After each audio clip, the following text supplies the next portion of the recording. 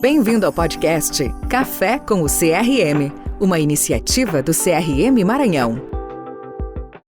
Boa tarde, bem-vindos ao podcast Café com o CRM. Eu sou Mauro Fernandes, reumatologista do Hospital Universitário Presidente Dutra. Boa tarde, meu nome é Raquel Nogueira, sou reumatologista, trabalho no Hospital Carlos Macieira e no consultório privado.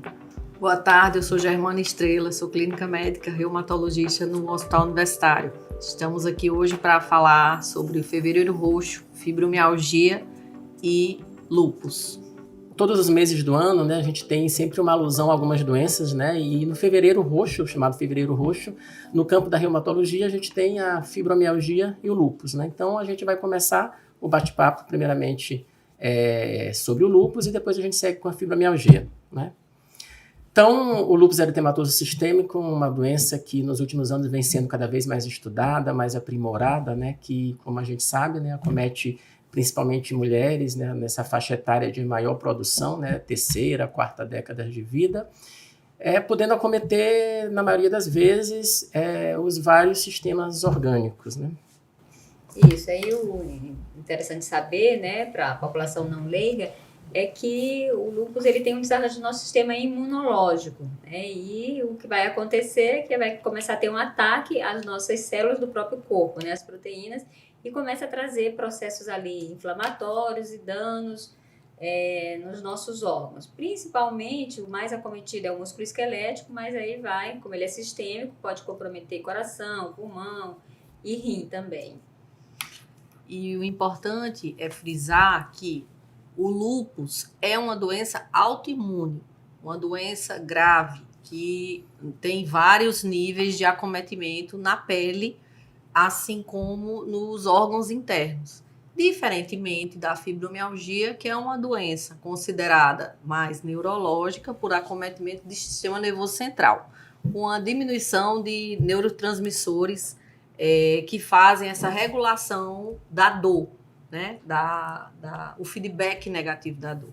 Então, abordando o lúpus, o importante é lembrar que moramos numa ilha tropical e que o sol, a radiação solar, ativa a doença. Então, geralmente, até o mormaço, o calor, ativa a doença, podendo ter lesões nas áreas expostas da pele, como também acometimento de olhos, pulmão, dos rins, levando a diálise e coração, acometer também o fígado e o sistema músculo-esquelético, causando artrite, deformidade nas mãos, que torna-se uma doença muito grave, podendo às vezes ser fatal.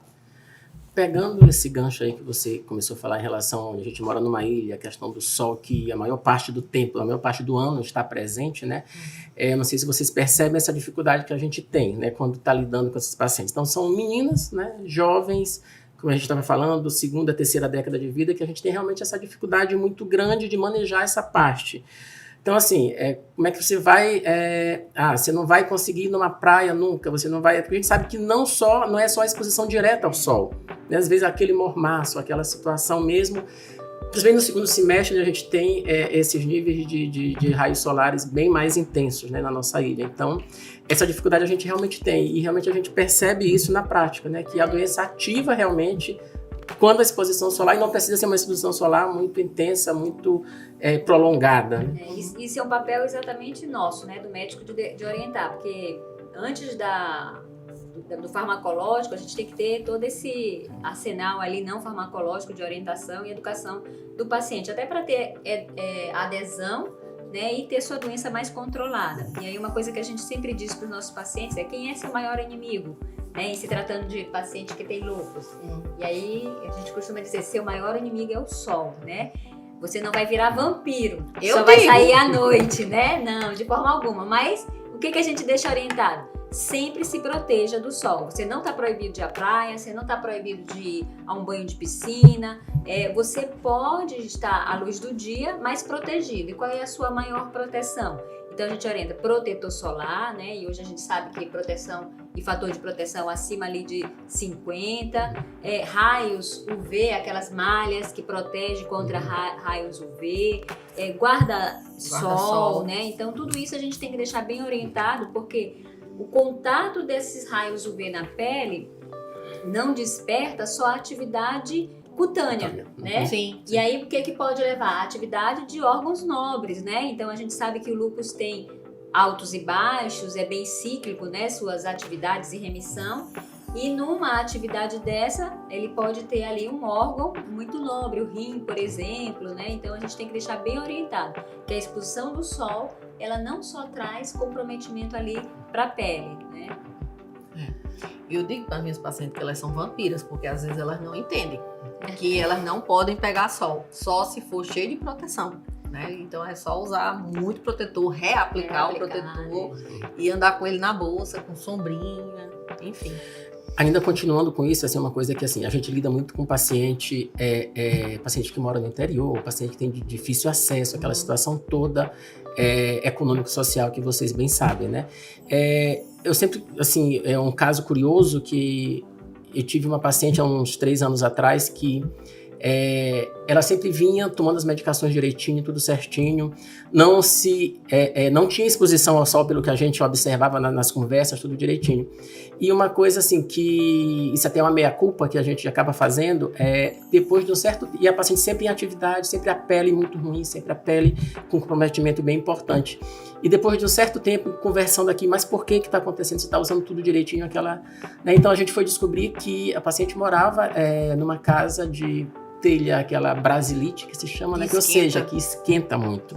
Ou seja, então é só mais um dado que a gente tem que não é só a exposição direta, né? Então, ela, teoricamente, a gente achando que ela estava protegida, mas no final das contas, realmente não. Ela estava no forno, né? E que realmente a atividade cutânea permanecia o tempo todo. Né? Mais um alerta. Mantendo esse mesmo foco ainda da pele, como o raios UV como ativador ali de gatilho para a atividade de doença, e lembrar também que, além da luz do sol, luzes, né, fosforescentes, incandescentes, elas podem também despertar. E aí eu, como exemplo, posso dar uma paciente que foi fazer bronzeamento artificial e bronzeamento artificial dentro de infravermelho. E isso fez ativar, né? Essa paciente entrou em atividade com uma gravidade muito alta, né? No sistema hematológico, né? Além das lesões fotossensíveis, é a atividade hematológica. Então, isso é uma coisa que a gente tem sempre que orientar. No hospital também tivemos uma paciente que ela foi fazer massagem com óleos quentes. E o contato da pele com aquele calor do óleo, lembra dela? Descamou toda a região das costas dela, tudo ficou em carne viva. Então a gente tem que orientar todos os procedimentos, né? Vou fazer um laser, não pode. Vou fazer uma tatuagem, não faz, porque são coisas que vão queimar a pele e às vezes não vai ser uma tatuagem, vai ser uma ferida que ela vai abrir naquele local. E isso também é importante, de novo falando, né? Porque assim, a gente sempre fala menina, paciente, porque a gente sabe que o acometimento maior do sexo feminino, realmente, uma frequência de 7 a 8, né, para mulheres para um homem ser acometido. E ainda pegando esse gancho dessas dificuldades que a gente tem, que eu também percebo no dia a dia, é a questão principalmente aquelas pacientes que desenvolvem esses quadros sistêmicos realmente bem mais importantes, com comprometimento renal, cardíaco, pulmonar, né? É a chamada polifarmácia, né? A gente sabe que a paciente usa essas medicações, aí vem as comorbidades associadas, paralelas, até por efeitos colaterais também do uso do corticoide, por exemplo. Tem a paciente que desenvolve hipertensão cedo, desenvolve hiperglicemia cedo, e você precisa realmente de uma série de medicações. E outra dificuldade no dia a dia é isso, né? Convencer, fazer com que realmente essa permanência do uso dessas medicações seja de forma adequada. E a gente percebe muito também uma resistência e o fato de o paciente deixar de usar, não, vou deixar de usar isso, deixar de usar aquilo, e também fazendo com que a doença se torne mais grave e às vezes deixe de entrar em remissão de forma mais rápida, né?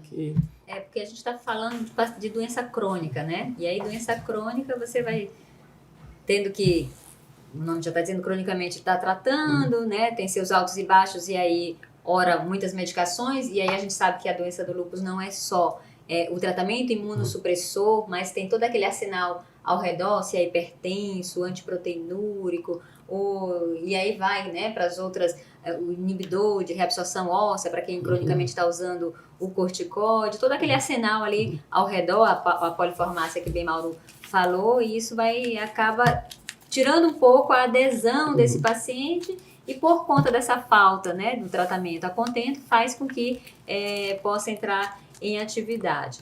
Em se tratando epidemiologicamente, como a gente tem falado, é mais comum nas mulheres, fase reprodutiva, então mulheres jovens, né, e aí tem a influência hormonal muito grande, mas a gente tem que lembrar que crianças também, né, podem abrir quadro de lúpus infantil, e assim como idosos, né? Então, os extremos, eles também estão ali possíveis. Mais raros, mas existem muitos casos. Mas existe, a gente sabe que a proporção ali em prevalência homem e mulher nessa fase reprodutiva é 9 a 10 mulheres para um homem, e quando vai para os extremos fica 3 para 1, essa relação mulher e homem na criança e no idoso, mas saber que o lúpus também, né, nas faixas etárias pode estar ali comprometendo.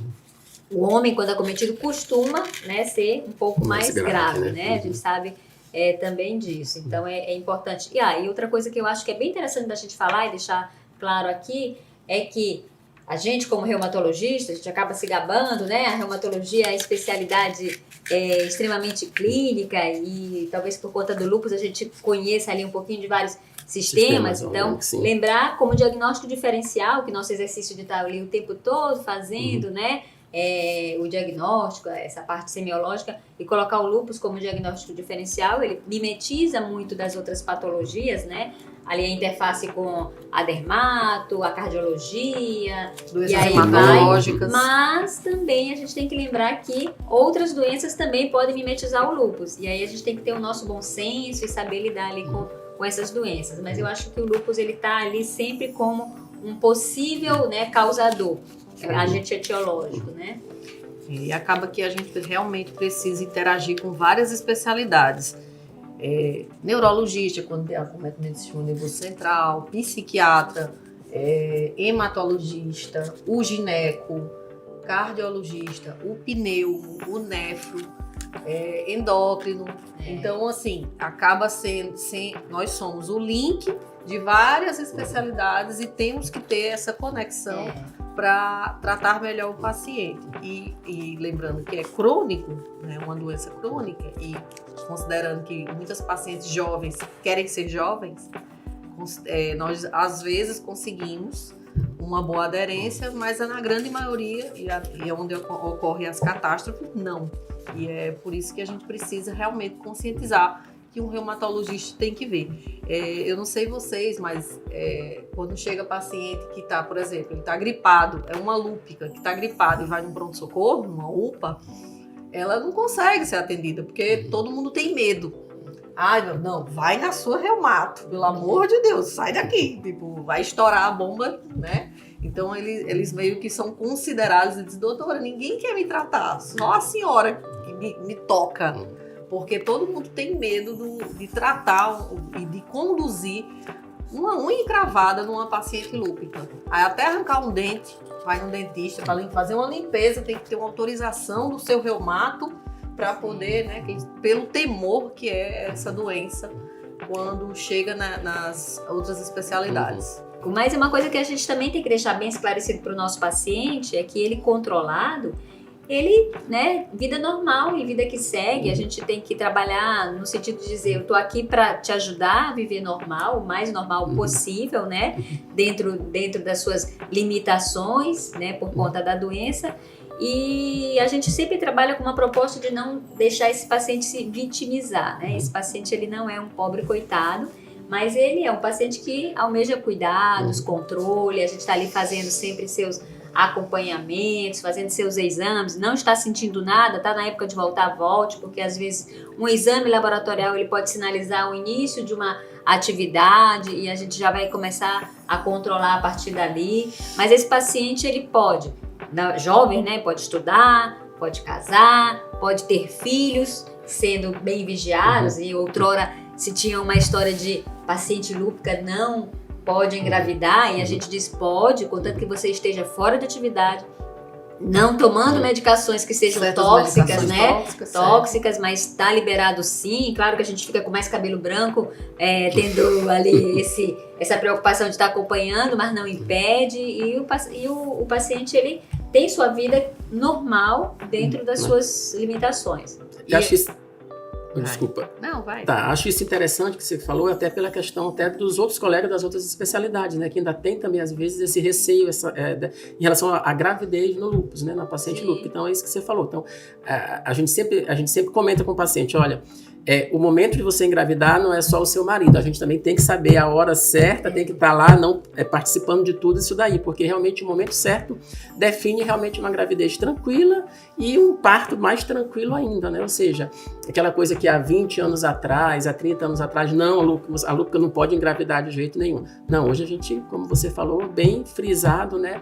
A paciente estando controladinha, com a menor quantidade de remédios possíveis naquele momento, geralmente tem uma gravidez tranquila e um parto tranquilo, né? Óbvio, tendo todas o acompanhamento do período pré-natal, junto também com a reumatologia, lógico, né? E fazendo realmente com que esse sonho de ser mãe seja realizado cada vez mais nessas pacientes, né? Nas nossas pacientes. E aí, nessa história da gravidez, a gente tem que colocar em pauta sobre a SAF, que é a síndrome do anticorpo antifosfolípido, que geralmente acometem as pacientes lúpicas e que causam abortos de repetição. Então, hoje o novo consenso mostra que só ser lúpica você tem que usar durante toda a gestação o AS. Durante toda a gestação você tem que usar aspirina e suspender perto do parto.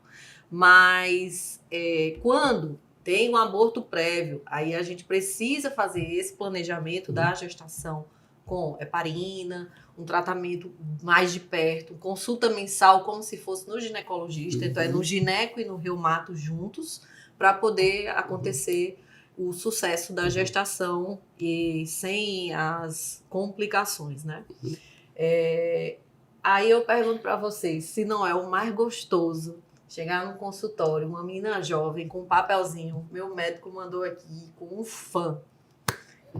Não é uma delícia a gente faz a investigação se isso é ou não é um lúpus, o que é o FAM, né?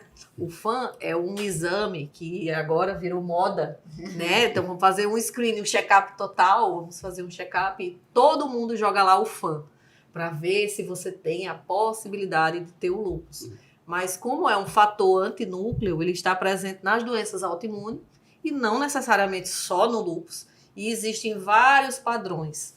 E desses padrões a gente vai preenchendo o quebra-cabeça para chegar ao diagnóstico da doença. Não é só o exame que vai dizer se a paciente tem lúpus. É o exame mais condições clínicas, mais outras condições sanguíneas, hematológicas, imunológicas que vai me dar esse diagnóstico.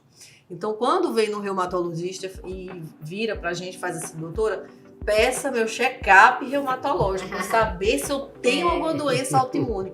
Então, não é você ter. Você não. Eu costumo brincar que não é ter, não é querer. Eu quero ter uma doença. Não, você precisa juntar o quebra-cabeça para ter a doença.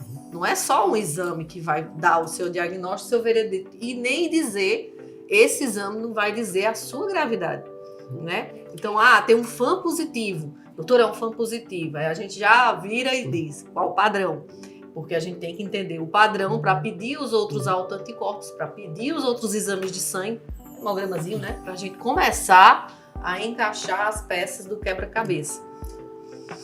É porque hoje a gente sabe que esse FAM, que é antigamente fator antinuclear, hoje é fator anticelular, né? Então ele tem essa história da célula e cada vez mais ele tem ficado mais sensível e várias doenças que não só as autoimunes pode fazer esse FAM a fazer ser reagente, né? Infecções, neoplasias, né? Doenças neoplásicas. Sim. Inclusive população normal pode ter FAM. Ali reagente. Eu acho que a percentagem, só te cortar, eu acho que a percentagem é de 8 a 10% da população normal tem FAM positivo e nunca vai desenvolver doença nenhuma, né? E aí, como a Germana falou, o meu é positivo. O título e o padrão, ele tem muita interferência aí, então não é só o exame estar reagente não reagente, mas o titulipadão também tem um impacto sobre isso. E claro, a gente não trata exame, a gente trata doença e tem que ver as manifestações clínicas. Mas deixar o nosso paciente bem tranquilo quando ele vem só pelo FAM, né? Eu vim aqui porque eu tô com um FAM reagente. Calma lá, você sente alguma coisa? Você tá tendo algum sintoma? Na sua história de família tem alguma coisa?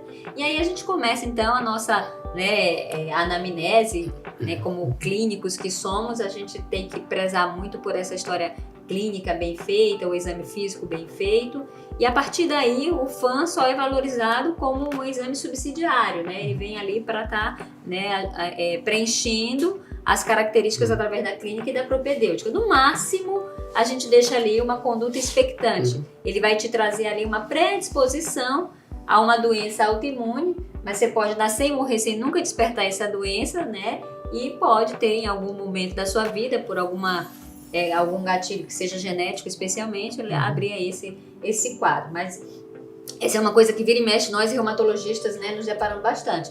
Presença de um exame positivo, né, o paciente ali fica ali muito preocupado, tô fadada, tem uma doença autoimune, e o FAM está muito ligado à história do lúpus, e a gente sabe que 95 a 99% dos pacientes lúpicos têm FAM reagente, mas outras doenças autoimunes também têm FAM reagente, né? E aí ele não é um específico dessa doença, ele tem ali uma relação para outras condições, como falamos, e aí o cuidado de fazer uma boa história clínica, um bom exame físico, né? Então, resumindo até para os colegas de outra especialidade, FAM positivo ou FAM reagente não é igual a lúpus. Mas pode continuar mandando, eu adoro. Eu acho a coisa mais legal do mundo de atender, e vira um bate-papo, vamos dar uma aula pro paciente. A paciente às vezes vem até chorando, né? Vem chorando, Deus, vem assim, vem a família, tipo, quase, né? Mas aí a gente orienta bem, testamento, conversa, né? E aí eu acho que o mais bacana é ele sair de lá aliviado, né? De que não é bem isso, certo? Mas eu acho que é importante a gente estar sempre dando essa orientação. Acho que, assim, ainda dentro aqui do lúpus, acho que nos últimos anos, em relação à terapêutica, a gente tem evoluído muito. Então, assim, essas pacientes têm, assim, a qualidade de vida, né, a expectativa de vida dos pacientes com lúpus, a gente sabe que tem realmente melhorado e aumentado nos últimos anos, né? A gente consegue realmente, com essas novas drogas, a gente sabe que acesso às vezes é ruim, né, a questão de SUS, né, mas, assim, no geral, né, as pacientes têm tido uma expectativa de vida melhor, uma qualidade de vida melhor, né, e isso realmente é bom, é bem importante, né, para essas pacientes. Lembrando que também, mesmo na paciente com lúpus, a gente não precisa só, né, do médico, a gente tem todo aquele outro arsenal junto, né, em algumas situações, fisioterapeuta, terapia ocupacional, né, educador físico, né, nutricionista, né, então a gente realmente precisa... Psicólogo. Principalmente, eu acho que psicólogo é importantíssimo, né? A doença crônica traz para o paciente, né? Quando você convive com doença ou convive com dor, isso às vezes mexe muito no seu psicológico, então esse paciente precisa de um apoio psicoemocional muito, muito grande. E então, de novo, essa terapêutica, né, de intervenção multidisciplinar é muito importante, né? Não só a farmacológica, mas a não farmacológica, com toda essa orientação, educação, aconselhamento, né? E a multidisciplinaridade que a gente está falando. Claro que o reumatologista para o lúpus maestriza ali a condução, mas a gente precisa, né, dessas interfaces para estar ajudando esse paciente a ter um controle sobre a sua doença. E como o Mauro bem disse, hoje a gente tem ali uma sobrevida maior desse paciente, um controle melhor, até porque se pensa mais em lúpus hoje em dia, né? E hoje em dia a gente acaba fazendo diagnósticos mais precoces, e aí quanto mais precoce o diagnóstico, a intervenção de abordagem terapêutica, né, precoce também, né, ajuda bastante a não ter deteriorização dos órgãos, as mortalidades, que a gente sabe que as doenças inflamatórias crônicas acabam levando ao risco cardiovascular maior, e aí isso é um impacto grande comparado à população normal com risco de mortalidade, né? E sabendo que talvez ali em termos de farmacologia, quem protagoniza muito ali o controle da doença do lúpus é a hidroxicloroquina, né? Que a gente sabe que é a nossa velha. Que é a vedete em termos ali de controle e manutenção de doença fora de atividade. E os outros arsenais que a gente tem ali de imunossupressores, né? Vai depender muito do grau de gravidade desse paciente e a associação com outras terapias imunossupressoras e imunobiológicas para ter controle ali do nosso paciente, né? Perfeito esse gancho da hidroxicloroquina, achei bem pertinente, porque assim, vocês têm visto, né, que a Sociedade Brasileira de Reumatologia, no último mês, tem lançado uma campanha pró-hidroxicloroquina. Isso é importante para a população saber, porque assim, a cloroquina foi muito maltratada, foi muito, digamos assim, mal vista nesse período da pandemia do Covid-19, né? Então, assim, a gente, como reumatologista, percebeu que os nossos pacientes lúpicos que usavam cloroquina, esse receio, mas no final das contas a gente, óbvio, isso aqui não é um dado científico, não é um dado, mas é um dado de percepção, né, um dado de vida real, que a gente observou que as pacientes que estavam em uso de hidroxicloroquina foram aquelas pacientes que menos adoeceram de Covid, ou que quando tiveram Covid, ou que quando tiveram Covid foi um Covid leve, foi um Covid realmente bem tranquilo. Isso mesmo antes de termos vacina, naquele primeiro ano lá, quando a gente estava muito ainda apreensivo, mas isso é muito importante, porque depois disso a cloroquina ficou meio que ali... E a gente tem que lembrar que a dose para o lúpus a gente já modificou um pouco, que antes era uma dose com difosfato de cloroquina, que era uma dose de 4 miligramas por quilo, chegava a 250 e dava,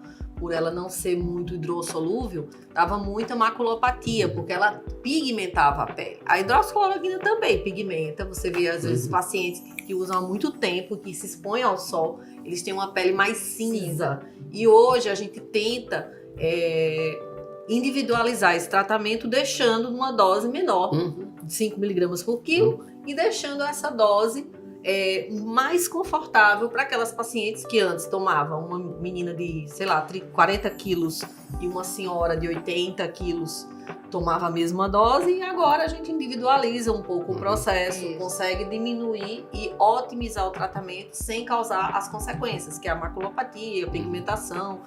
E eu nunca vi paciente nosso com arritmia, mas... como tiveram alguns relatos, e eu ainda chego e coloco aqui o dedinho do advogado do diabo para dizer, será que não era tanta medicação? Sim. Porque todo mundo saía se medicando, tomando vitamina, tomando não sei o quê. Interações, né? As interações medicamentosas a gente sabe que acaba potencializando o efeito de algumas. Então não adianta você culpar a coitada da cloroquina, como se ela fosse assim, Deus me livre tomar isso aqui. Então, olha, você vai tomar cloroquina assim. E o paciente quer ler a bula, porque agora tem um monte de coisa lá na bula, e realmente ele sente tudo, né? Então, acaba sendo um problema o tratamento. Mas o lúpus está para a cloroquina como feijão, metotrexato anti-inflamatóide, e feijão está para o arroz e o pão está para o ovo, né, do café da manhã.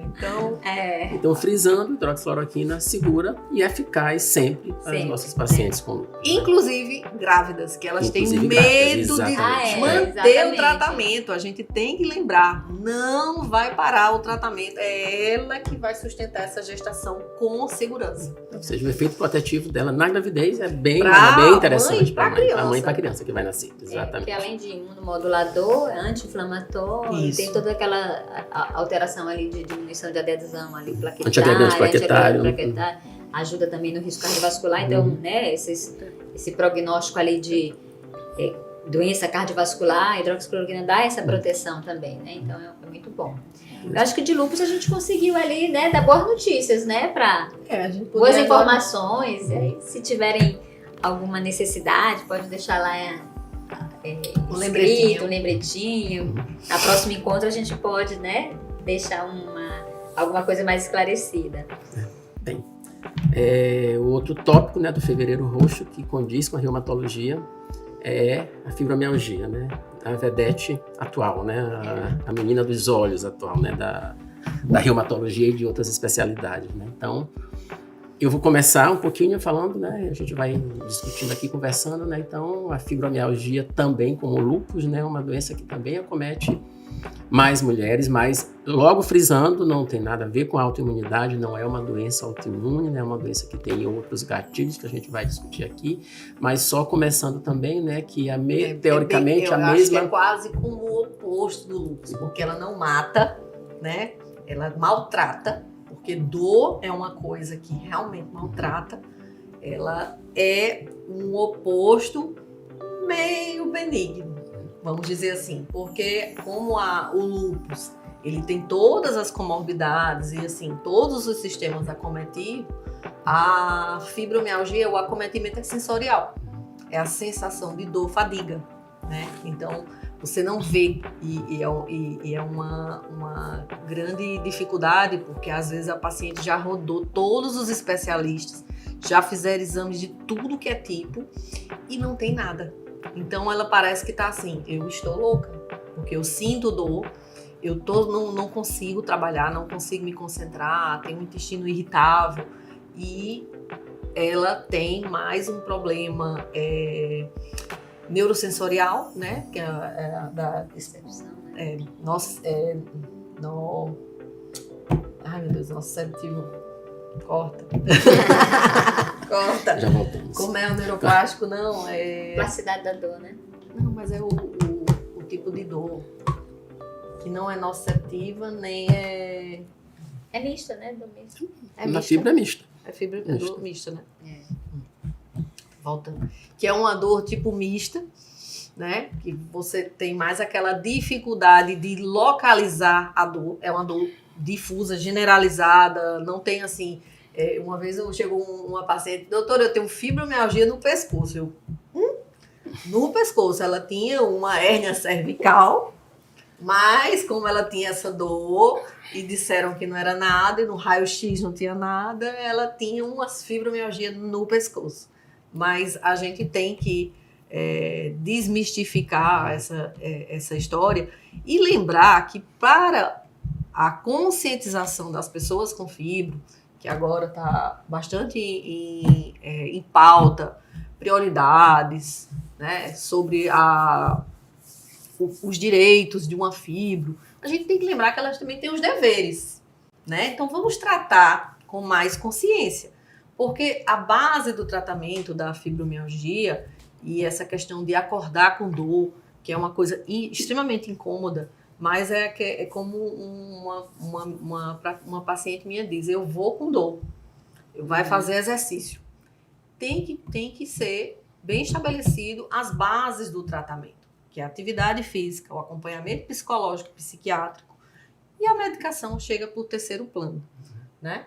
E aí nós temos que conscientizar que tem que ter essa tríade, porque sem é um tripé.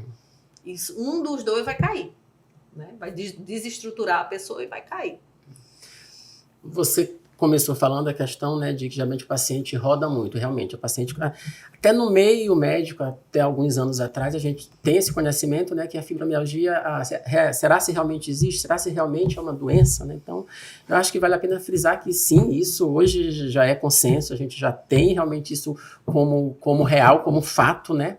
E realmente, a gente sabe que várias especialidades, elas lidam com dor. Então, às vezes, o paciente não procura primeiro o reumato, vai, dependendo da intensidade, vai ortopedista, vai fisiatra, né? Vai, às vezes, até no neurologista primeiro, né? Mas, assim, lembrar que, assim, é uma doença real que realmente maltrata, né? Então, é aquela paciente que sente dor o tempo todo.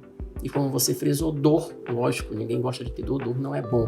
E assim, o tratamento é multifatorial, né? Então acaba que realmente precisa de um arsenal, não só medicamentoso, mas de outros colegas que vão também dar suporte para que o paciente fique bem, né? Então assim, mas mesmo assim, você tendo isso, é complicado, né? Então é uma doença que tem muitas nuances, né? Como a gente bem sabe, tem né? muitos altos e baixos, né? A doença da fibromialgia. Então, a gente, como a Germana falou, apesar de não ter cura, ela tem controle. E aí o controle que requer muito essa conscientização, né, e aderência àqueles fatores de psicoemocionais, que ali talvez seja o maior gatilho para o descontrole dessa doença, né? A gente sabe que a fibromialgia, é importante também deixar isso claro, que ela pode estar associada a outros quadros de patologias dolorosas crônicas, como por exemplo um lúpico que convive com dor, ele pode, né, ficar ali já a dor daquela doença. Vamos dar aqui um exemplo, artrite reumatoide, uma doença extremamente inflamatória. E aí de repente aquele paciente está bem, está controlado, não está em processo de atividade de doença da artrite reumatoide, que é uma doença inflamatória, mas está sentindo dor. E ali, será que a dor eu vou ter que aumentar droga, vou ter que aumentar remédio da artrite reumatoide, ou a gente está vendo um outro espectro ali relacionado a essa dor, e que não seria então a fibromialgia, né? E aí a gente pode ter doenças que começam a despertar dor crônica, traz o erro dessa plasticidade da dor, e aí esse paciente tem em associação a fibromialgia, né? E aí a gente tem que mudar ali ou associar, né, essa condição de tratamento. Mas, diga. Acho que assim, uma das questões mais importantes, eu acho que assim, no desenrolar da doença é a aceitação familiar. Então a gente ouve muito, a gente observa muito, e a paciente chega, doutora, a minha família não acredita que eu tenho essa doença, a minha família não percebe que eu tenho isso, acha que eu estou inventando doença para ter algum ganho secundário, alguma coisa dessa natureza. Então assim, isso que a gente observa é que realmente atrapalha muito o tratamento, né? Às vezes já teve situações da gente, traz o familiar aqui, traz o esposo, traz os filhos, traz quem está com você no dia a dia. Então, isso realmente a gente percebe que é uma coisa muito complicada quando a gente lida com essa situação. Fibromialgia. E eu não sei se vocês têm notado, mas assim, todo paciente que é fibromialgico, o gatilho foi um trauma psicológico. Ele não nasceu fibromialgico. Ele teve algum trauma no meio da infância. Você sentia... Ela chama a mãe, às vezes... Ela sentia dor na infância? Não sentia. Então, passou por algum trauma e é por isso que é importantíssimo o acompanhamento psicológico e psiquiátrico desse paciente. Não porque ela é louca, é uma paciente louca, é um paciente louco, mas porque ele precisa de ter a terapia de autocuidado, do autorreconhecimento, do fechamento de ciclos, né, do vamos para frente, né, começar a enfrentar os problemas e não regredir. Porque quando a gente começa a tratar e diz, porque estão me perseguindo no trabalho. Você não está indo trabalhar? Você não precisa trabalhar? Vamos começar a colocar limites e trabalhar o todo, que é o seu psicológico. Então tem que trabalhar o psicológico da família, principalmente do paciente, que ele também não pode querer se vitimizar, porque eu tô com dor, eu não vou fazer nada. Porque a família considera um fardo. Porque eu não vou trabalhar porque eu tô com dor, não vou trabalhar... Eu sempre tô com dor, né? Eu sempre tô com dor. Então, assim, a gente sabe que no nosso consultório abre a porta tirando o fã positivo, de 7 às 19, dor. Todos têm dor. Quem tá indo no médico é porque tem dor. Então, a gente tem que lembrar que não é só isso. A gente tem que fazer o tripé. É o tratamento e a conscientização do paciente. Isso. Então, a fibromialgia, o controle às vezes é difícil, porque precisa ter, né, essa força de vontade, resiliência de você precisar saber que seu apoio psicoemocional é muito importante, organizar então de uma forma cognitiva, comportamental, né, e organizar a sua saúde mental. Porque a fibromialgia não é uma doença inflamatória, não é uma doença que traz danos ali relacionados, né, a órgão, orgânica. A limitação física, né? A limitação não física vai perder um braço. Não aleja, não incapacita no sentido de ter ali deformidades. Não vai fazer não diálise. Traz dano ou disfunção orgânica. Mas é um sofrimento, porque dor é de cada um e limiar de dor é de cada um, né? Sim. E aí o que a gente sabe? Que na fibromialgia esse limiar de dor ele é extremamente ali... Isso. Costumo dizer que, eu aguento isso aqui de dor, você só aguenta isso. Isso, é muito, então, muito pequeno, é muito curto, né? Muito a gente curto. tem que dobrar ele. E o exercício físico, o que é que a pessoa faz? Um grande atleta. Um grande atleta, ele correndo, ele fazendo um triatleta, ele pode se machucar e ele só vai sentir a dor depois que para, porque o sangue esfria, como diz a história. Então, a atividade física, ela proporciona a produção de endorfinas, que é o derivado da morfina, que é um próprio analgésico. Então, se a gente sai dessa zona de conforto, quebra a barreira da dor inicial, porque ir para uma academia, quando eu vou malhar no outro dia, eu tô toda quebrada. Se você quebra esse paradigma de que eu vou sentir dor todo dia, você vai só fazer pequenas coisas todo dia. Então, é um trabalho formiguinha, realmente, para a construção não de um músculo virar uma pessoa... Mas tem uma resistência, né? Você vai ter resistência à dor. Vai aumentar esse seu limiar de resistência à dor. E você engatar numa atividade física não é fácil, né? A gente Não. sabe disso, né? A gente para ali uma semana para voltar, demora um mês, né? Tentando criar coragem novamente. Mas quando a gente começa de fato, e ali tem umas teorias que diz depois de 90 dias você já pega no tranco e automaticamente Eu já acho que eu tô seu organismo já perde, né? Um ano. Então, é ter essa resiliência, saber que hoje dói, amanhã dói, uma semana vai doer, 2, e só depois é que você vai começar a ter um preparo físico, né? Não de hipertrofia, mas de resistência muscular, para começar você ter bem-estar e deixar a doença ficar bem. Porque a doença, ela vai ter seus altos e baixos, mas quanto mais atividade física regular a gente estiver fazendo, controle psicoemocional, melhor, né? E sem necessidade, muitas das vezes, da gente estar precisando de medicações, porque a gente está lidando com pacientes muito jovens, né? Para estar ali o tempo todo com medicações que são medicações centrais e o paciente, a gente tem que deixar claro que tratamento de fibromialgia não é analgésico, não é novalgina, não é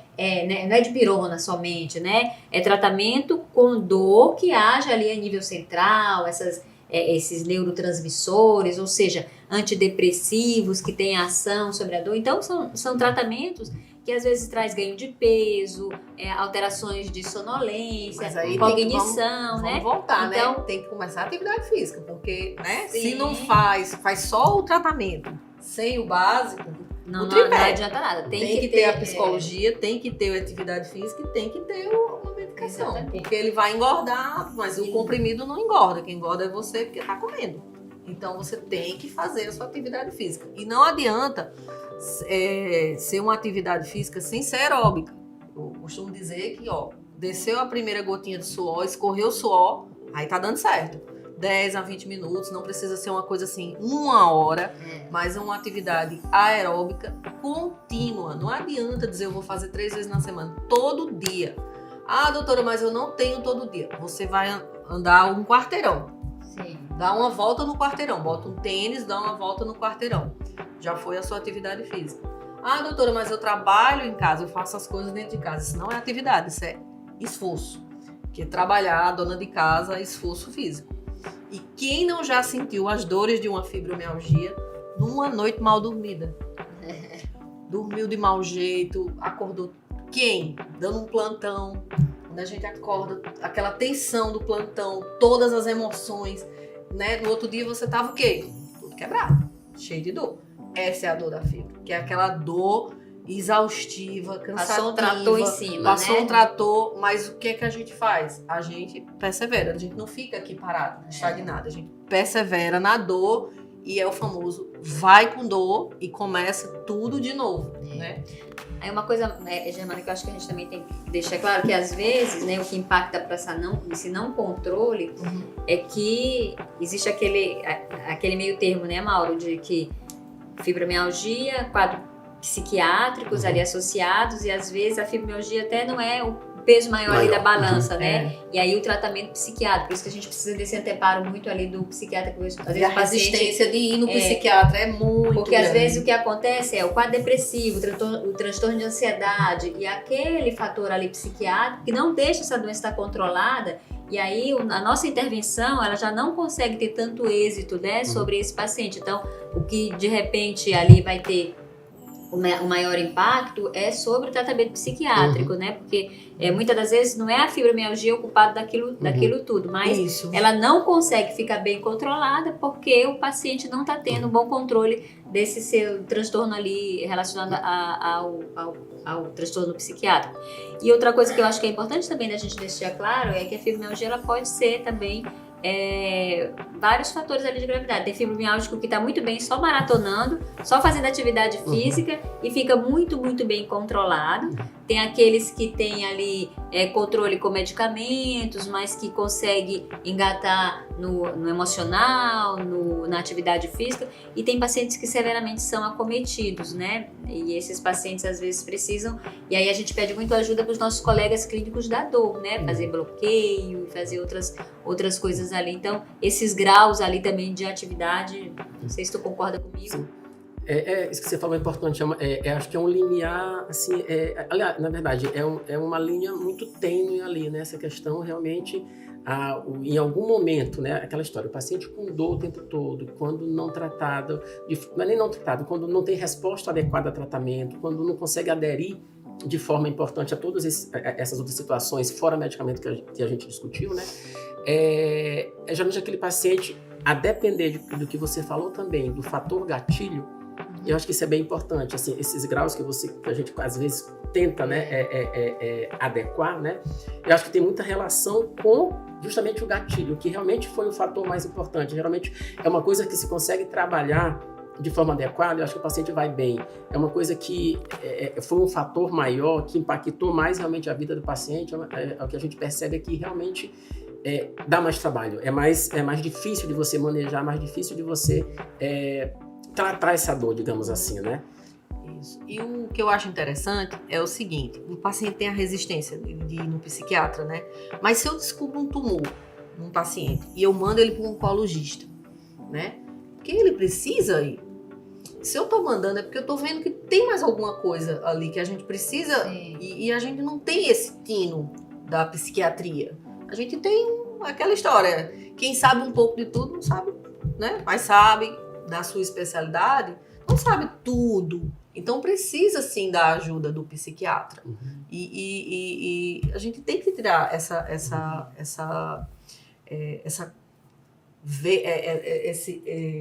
esse manto negativo, né, essa nuvem negra que paira, vou no psiquiatra. Tem que ir. É um grande Tem aliado, né? que fazer um diagnóstico de outras Na verdade, a condições fibromialgia psicológicas. também é multidisciplinar, né? Então, Sim. a gente tem um paciente que precisa de reabilitação, então fisioterapia, paciente que às vezes precisa ter ali uma condição com o educador físico, o psiquiatra, o psicólogo, né? Então também é multidisciplinar. O clínico da dor, o reumatologista, a gente também tem ali como agravos da doença, né? E dentro das diretrizes, o colo irritável, a própria cefaleia, né? Sim. E esse paciente que tem O sono. distúrbio do sono, e tudo isso são agravos, né? Que tá levando ali a essas condições da fibromialgia. Então, aquele paciente que tem colo irritável, acha que tem uma doença inflamatória dos intestinos, uma colonoscopia que é normal, e aí é por conta ali dessa condição dolorosa, né? E a fibromialgia segue muito ali com isso. Então, a gente também tem essa multidisciplinaridade, né? Pegando esse gancho aí, eu acho que uma coisa importante também é, assim, para a população leiga, né, assim, fibromialgia está bem mais divulgada, está bem mais estudada, está em auge, a gente fala mais, né, todo mundo conhece alguém que tem fibromialgia, né, então acaba que, assim, o que é importante a gente frisar, nem toda dor é fibromialgia, nem todo mundo que está com dor é fibromialgia. Então a gente tem recebido muita gente assim, já chega assim com o diagnóstico já pré-determinado. Chega, doutor, eu tenho isso assim, eu tenho fibromialgia. Então assim, o diagnóstico é difícil, a gente sabe disso, né? Você precisa realmente de uma boa anamnese, um bom exame físico, mas assim, frisando sempre, né? Nem toda dor é fibromialgia, pegando esse gancho que você falou dessas outras comorbidades que são muito associadas, que são bem paralelas, exatamente. Então, realmente a gente precisa ter muito cuidado. A gente vê realmente, às vezes, muito diagnóstico errôneo, né? Você chega o paciente, mas realmente, será se tem? Você vai buscar e esse estigma já existe. Quando o paciente recebe esse estigma, é muito ruim. Aí eu chego, eu tenho fibromialgia, você vai buscar, faz realmente um retrospecto e percebe, será se em algum momento isso aí não foi um diagnóstico errado? Então, assim, a gente realmente tem que ter muito cuidado. E a gente, como reumatologista, entre aspas, na linha de frente, né, acaba que tem realmente um papel bem importante nisso daí. Até porque a fibromialgia é um diagnóstico clínico, né? É clínico, não é um diagnóstico por imagem, não é um diagnóstico por exames laboratoriais, é extremamente clínico. E não é um diagnóstico por exclusão. É uma coisa que a gente tem que deixar bem claro também aqui. Sim. Né, que não hoje é existem os índices, né? A nova reformulação para diagnóstico, os índices de gravidade de sintomas e o índice geral de doloroso. Então a gente hoje não usa mais os tender points. A gente conversa bastante com o paciente, faz uma avaliação, ele mesmo pode fazer essa autoavaliação para a suspeita da fibromialgia. Lembrando que a gente vai ver outras comorbidades também, né? Eu tenho um paciente que eu errei no diagnóstico dela, que ela era fibromialgia, morava em São Paulo nessa época, E ela, foi um caso interessante, que ela vinha cheia de dor, não aguentava de dor, e ela queria conversar. Só que, não, vai lá, toma sua fluoxetina, aí depois não deu certo, amitriptilina, aí não deu certo. Aí, menina, eu dei todos os remédios pra mulher, a mulher não melhorava. Um belo dia ela chegou toda feliz, eu, graças a Deus, deu certo o remédio. Eu falei, ai, doutora, eu me separei. Ela, na verdade, apanhava do marido. Então, a fibromialgia da mulher não era dor, era dor de quê? Uma agressão, né? Então ela era toda dolorida, mas assim, ai, tenho muita dor no corpo, não sei o que. Ela não me contava essa história. Trauma mesmo, né? Não, ela apanhava do marido. Então o marido batia ela era toda cheia de dor. Ela disse, eu larguei aquele peste, aquele cara me batia, não sei o que. Aí eu fiquei, e cadê a... Ah, doutora, eu acho que era as P que ele me dava. Gente, eu fiquei assim, eu falei, meu Deus do céu, tanto remédio que a gente dava pra paciente e ela não melhorava. Então é isso, né? Acho que essas mesas, essas discussões desses temas são importantes, né? Acho que dentro do nosso meio e para a população geral também, né? Então, eu espero que isso continue, né? Que acho que é interessante e vale a pena, né? E esses, como a gente estava falando no início, né? Essas alusões que tem a essas doenças, realmente, eu acho que tem uma repercussão da gente mostrar que elas existem, né? Que chamar atenção para a população que essas doenças existem, tem tratamento, né? E que estamos aí para tentar cuidar da melhor forma possível desses pacientes. E agradecendo o convite do CRM, lembrando que no SUS, a fibromialgia tem já 2 centros, um da prefeitura e um do estado, que fazem esse tratamento. Tem médicos da dor com acompanhamento, com educador, com psicólogo, no Centro de Saúde Paulo Ramos e na Policlínica do Coroadinho. E nós, do Hospital Universitário, que recebemos essas pacientes com lúpus, né, que são doenças mais graves, que são doenças que às vezes precisam de internação. Recebemos vindo todos, às vezes os reumatos mandam pra gente, porque realmente são pacientes que necessitam de um serviço e de um apoio hospitalar. Tem no Macieira, apesar de não ter um ambulatório, né, de reumatologia no Macieira, mas as internações acontecem no Macieira e às vezes são transferidos para o Dutra, para o Hospital Universitário Presidente Dutra, onde nós fazemos pacientes regulados para lá é um hospital de alta complexidade, recebe lúpus, a gente tem ali também todo o arsenal terapêutico para tratar esses pacientes que são graves, que de fato internam, né? Muito obrigada, Café com CRM, por essa oportunidade de estar aqui com meus colegas reumatologistas, né? E o bate-papo foi muito bom. Muito obrigada. Café com o CRM Maranhão. Seja bem-vindo ao podcast dos médicos e médicas maranhenses.